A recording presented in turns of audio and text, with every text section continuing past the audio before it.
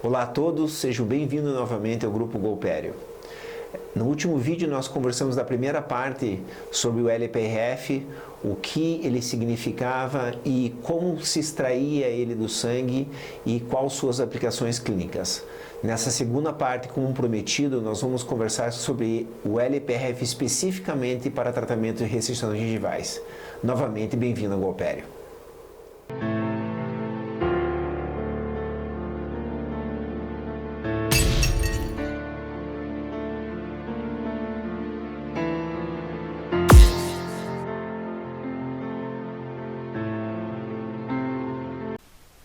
Bom, então hoje nós vamos conversar sobre o LPF, especificamente no caso de restrições gengivais. Nós temos sempre que lembrar que existe uma classificação, a de Miller, que é a classificação clássica, que é um pouco antiga, tá? Em que nós temos um bom recobrimento em relação às classes 1 e 2, ou seja, quando nós temos um tecido e osso interproximal para fazer esse recobrimento, independente até quase do material, e Cairo, que depois virou uma nova classificação pela Academia Americana de Periodontia em 2018, em que ele demonstrou que a RCT1 e RCT2, elas tinham quase o mesmo tipo de recobrimento, certo?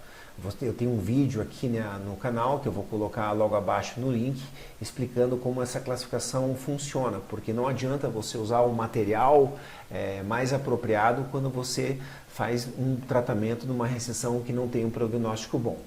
Bom, voltando só um pouco de como que ficam as incisões para quase qualquer tipo de material, independente do que você usa, obviamente nós vamos conversar sobre o LPRF.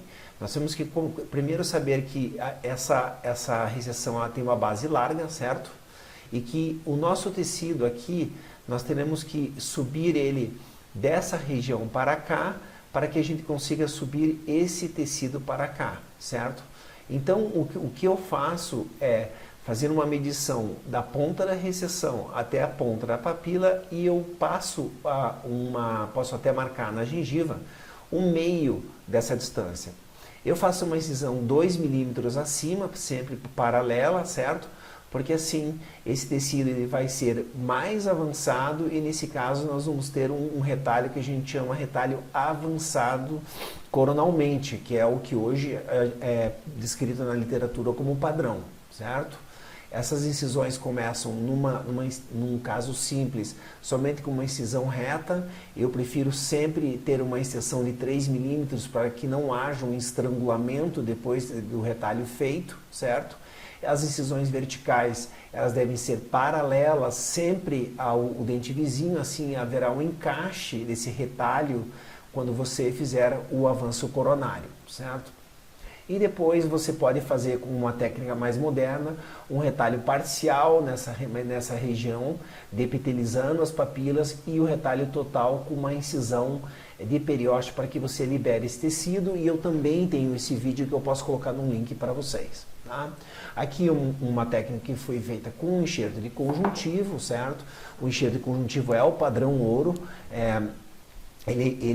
Nós fazemos umas suturas interruptas, eu gosto de fazer, existem vários tipos de técnicas para manter qualquer tipo de tecido no local e esse tecido é avançado. No caso aqui eu uso Vicryl 5.0, certo? Eu sei que tem muitos dentistas usando também o nylon. Eu acho que isso é uma característica e uma preferência de cada cirurgião. Eu gosto muito do Vicryl porque eu consigo um ponto muito seguro nesses casos. E aqui está o antes e depois de um conjuntivo, certo? A vantagem e a indicação nesse caso foi porque nós não tínhamos muito tecido ceratinizado. Utilizando um tecido conjuntivo, nós temos, além da volumetria que o LPRF não vai dar, ele dá um pouco a mais, nós não temos a formação desse tecido ceratinizado, que o conjuntivo abaixo vai dar isso ao caso, assim como o creeping attachment, ou seja, nós temos até um recobrimento depois de 12 meses devido à utilização de material autógeno. Lembrando-se que os materiais que são utilizados para recessões, desde que aquela classificação de Miller ou de Cairo seja estabelecida, realmente elas têm um nível de sucesso muito bom. Esse é o caso que foi emprestado pelo Dr. Neiva, hoje é o chair da Universidade da Pensilvânia, nos Estados Unidos, em que ele usou um biomaterial, uma membrana em forma de túnel, e ele fez um avanço até sem incisões vestibulares. Ele fez, aqui usou a sutura Gore-Tex, uma sutura espetacular, certo? Ela tem pouco reação inflamatória, fez suturas suspensórias, e quando você vê o caso cicatrizando, você tem o seu resultado final. Nesses casos também autógenos, ou seja, alográficos, você tem um recobrimento, porque o caso foi muito bem indicado, mas não há formação de tecido ceratinizado, né? É um material genético de outra pessoa, ou até um xenográfico que de um outro animal. Nós não vamos ter uma formação de tecido ceratinizado. Certo? Então, aqui o antes e depois, dizendo que realmente o diagnóstico dessas recessões é quase mais importante do que o material que você usa. No caso do LPRF, as premissas são: você não quer uma segunda área cirúrgica devido a um pequeno trauma que existe no palato ao fazer a extração do conjuntivo, mas nós temos uma banda suficiente de tecido ceratinizado, certo? As incisões, elas são feitas de uma maneira padrão, certo? Sempre obedecendo os 3 milímetros, com incisões verticais, como dito anteriormente. Nós temos que ter esse retalho muito bem solto, certo? Através de uma incisão em periósteo no fundo. Nesse caso foi usada a tetraciclina. Nós conversamos sobre a descontaminação química de recessões gengivais também em outro vídeo aqui no Golpério, dizendo que a maioria dos estudos são neutros, mas existem alguns estudos mostrando a parte positiva. E o LPRF, então, ele é feito. No vídeo anterior, nós mostramos o PRP usando um anticoagulante. Nesse caso, você não usa um anticoagulante, você faz a centrifugação de acordo com que cada fabricante ou cada centrífuga que você tem no teu consultório faz. Você deixa essa porção coagular, né?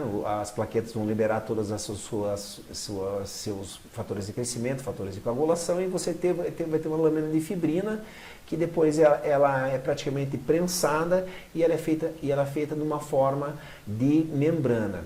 Essa membrana daí é colocada como se fosse um conjuntivo, suturas também podem ser feitas e o retalho é exatamente o mesmo.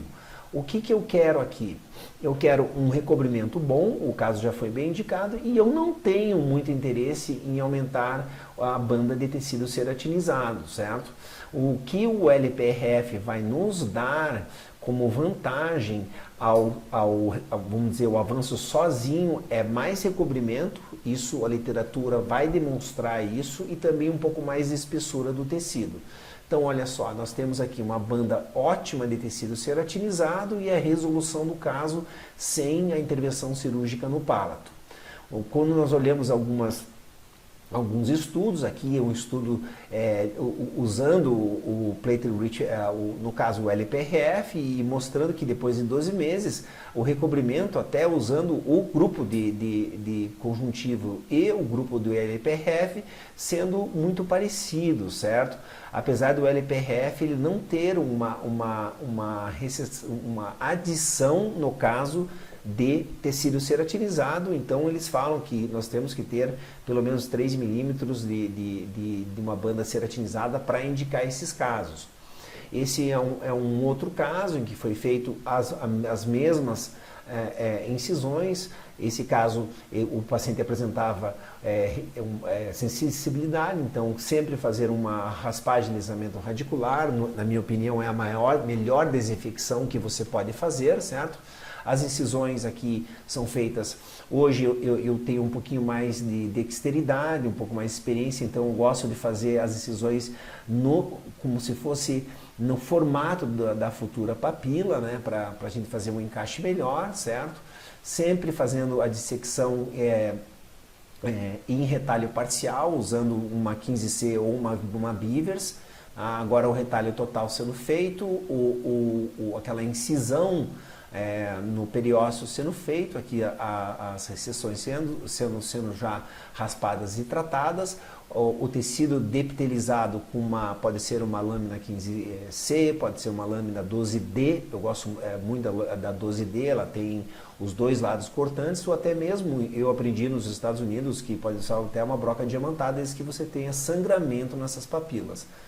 Claro, nós temos que ter esse tipo de relaxamento, isso não vem só da técnica do LPRF, sim em qualquer tipo de tratamento de recessão gengival. Esse grupo italiano mostrou que existe uma regressão de análise que quanto mais tensão você tiver nesse retalho, menos recobrimento você vai ter. Aí no caso, o extrato sanguíneo é retirado, certo? A centrifugação e o LPRF é colocado em loco. Suturas usando o Vicryl, você pode usar, obviamente, qualquer, aqui são Vicryl 6.0, o que você quiser, mas se você sutura da mesma forma de um conjuntivo, certo? Nós também fizemos uma frenectomia, no caso, aqui, e aqui nós temos assim o caso tratado, certo? Você veja que a banda de tecido ceratinizada era adequada, aumentou um pouco de volumetria, certo? E eu não precisei fazer a utilização de tecido autógeno, ou seja, é um trauma a menos para o seu paciente, certo? Quando nós olhamos mais algumas literaturas, aqui nós mostramos uma comparação do tecido conjuntivo também com o LPRF, e eles mostram que tanto o subepitílico, Connective Tissue Graft, e o LPF, eles provaram ser muito boas opções no tratamento de recessões gengivais, sendo que o grande problema do LPRF é você não ter a formação do tecido ceratinizado. Então existe sim literatura baseada para você usar o seu LPRF em recessões, certo? Até nós temos aqui uma revisão sistemática usando o LPRF, e com essa revisão sistemática e uma meta-análise, certo? Nós temos aqui, em resumo, o uso do LPRF em conjunto com o avanço coronário representa com certeza uma modalidade para tratamento de recessões gengivais. Alguns doutores eles são contra o uso do LPRF porque eles acham que nós estamos substituindo ele pelo tecido conjuntivo. Não, o tecido conjuntivo a gente usa para também aumentar o tecido ceratinizado, e até que na parte clínica ele fala sobre o problema da falta de tecido ceratinizado quando você usa o LPRF. Então é isso por essa semana. Se vocês tiverem alguma dúvida, por favor, pode colocar aqui abaixo do vídeo. Eu desejo a vocês a todos uma boa semana e até o próximo vídeo. Obrigado.